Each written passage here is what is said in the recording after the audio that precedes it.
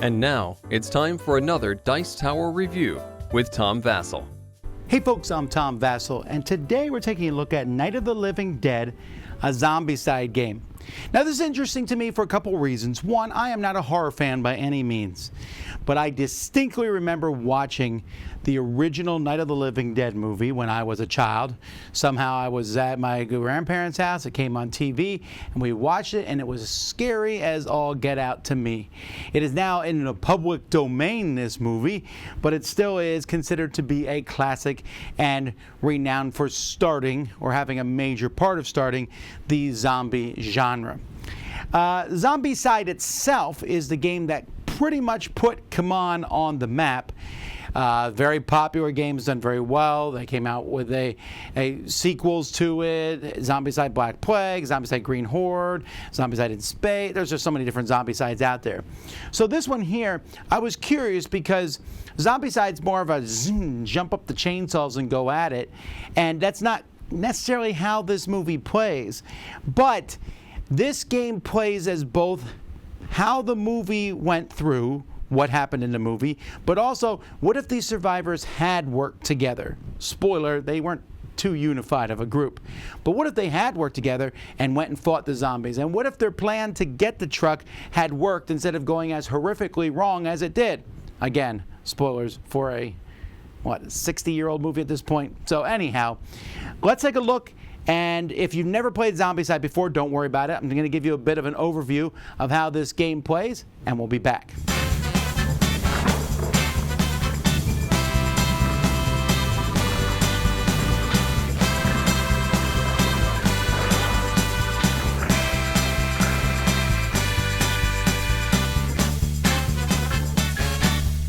In this game, you're going to be playing through one of many scenarios. Now, if you want to play through the movie and beyond, or the way the movie hopefully would have gone, you'll just start and you'll find the different scenarios, and each scenario will give you the different rules for its scenario, what's happening. In fact, we played this scenario live on our channel, so you can go watch that one. And then is there a key? And then they're afraid of fire. And then scenario 4, that's the one I have set up here, where you're trying to get the truck and get it over to the gas pump and, get that truck pumped full of gas. And so when you play this, you will always play with all 6 survivors. So you'll play with Helen and Ben and Judy and Harry and Tom and Barbara. And when you have that character, you're going to take them and put them on a tray like this. You're going to hand out some starting equipment.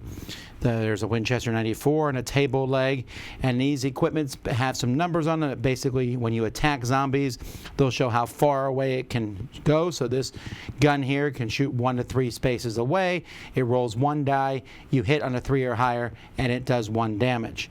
This table leg, you are only going to be able to hit people who are in the same space as you. You roll 1 die, 4 or higher. It does 1 damage. But as the game goes by, hopefully you'll find better weapons, like this machete here, which rolls 1 die but does 2 damage when it hits on a 4 or higher. And you're also going to keep track of your wounds here. You don't want to die. And you'll keep track of your experience. As your experience goes up, players are going to move and get special actions. And if players accomplish a certain goal, which often has to do with giving the Winchester 94 away, they can switch from, this is called Romero mode, to a more deterministic Zombicide mode. This is going to give them more special abilities as they level up and just all around make them a better person on the board. On a turn, a player has 3 actions, although as they level up, they may be able to get more. And these actions can be moving from one room to another room, or out on the board here, moving 1 space to another space, making attacks against zombies, placing and removing barricades, opening and closing doors, or searching. When you're searching, you'll search through a deck. Like if you're in Romero mode, you can only search through this deck, which you might find flashlights and bullets, but boom, oh no, a zombie might pop up. And there might be specific zones on the board where you'll draw and find a special ranged weapon here. I mean, a sawed-off shotgun is certainly going to be helpful against the zombies. Or maybe a better melee weapon, like, of course, the chainsaw or the baseball bat, etc. So players are going to be taking these turns while trying to accomplish whatever the goal of the mission is. Like the first mission, the goal is to put up a bunch of barricades. In this particular mission, we got to get to this truck and drive the truck and get it over to the other section of the board and gas it up. Now, there are ways for players to lose. One of the characters dying in this particular scenario, if at the end of a turn there's a zombie inside the house. So that's problematic. You need to stop those things from happening and accomplish your mission. After all the players have gone, you'll be drawing from a special deck to see what zombies will appear at different gates in the board. And depending on the highest level experience of a player, so the more experienced players get, more zombies will come. And there are different kinds of zombies. There are fatties, which take more, there's the walkers are your normal ghouls. They're the easiest ones to kill. Fatties are harder than that. It takes 2 damage to take these guys out. The breakers are deadly because they're like an ordinary zombie, but they can break down barricades. And relatives, which aren't too terribly difficult, but when they show up on the board, all survivors will shift to their Romera ID.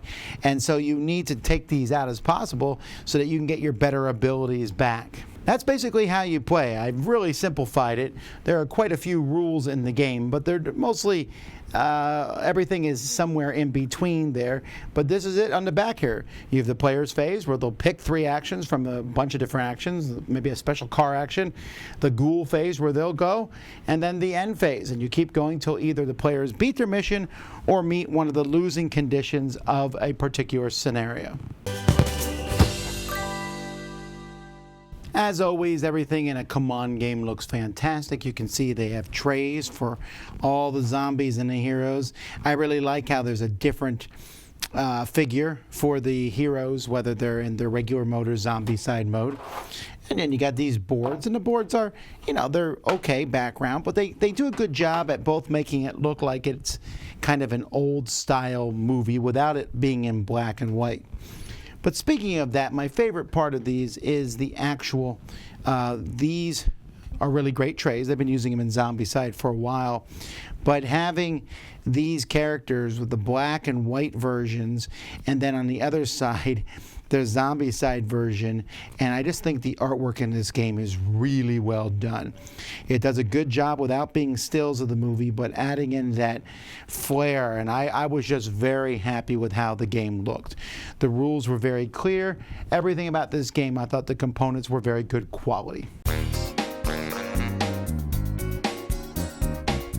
It's hard to explain the theming here of Zombicide, Night of the Living Dead here, compared to other Zombicides, in the sense that it's a quieter game.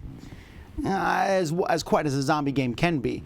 This is a game that feels more intimate, more personal than the other zombie games do. In fact, you know this because in this game, some of the major changes from this in a regular Zombicide game, there's no runners in this, there's no big bad bosses. Fatties are really the toughest things that you'll come across. There's no personality to the zombies with the exception of the relatives who pop up and like, hey, I'm your daughter, I'm going to kill you. So there's none of that. It just has this silent feeling of dread and this despair as the survivors must band together, board up the house, break out of the house, find out the zombies are, that fireworks against them, get in the truck, go find another place to hide out. It has a very strong story element to it, but it does so in a way that feels faithful to the movie from the 60s, yet without... Also, it still follows most of the Zombicide rules, for good or for ill. There's still a few minor Zombicide rules of them splitting into groups and stuff that I never really was a big fan of. But this, for me, is easily my favorite of the Zombicide games. And that's weird because I think that it may not be that way for most other people. I think most people might find this one to be a quiet interlude amongst the more bombastics. I mean, the last one, Zombicide Invaders, where they were in space and you were running from airlock to airlock and there's humongous zombies running around. That's not this. This just has zombies coming at you where the survivors aren't even that powerful. You can get more powerful in this game, and there's even like a ultra red mode where you're like even uber powerful if you want to play that way.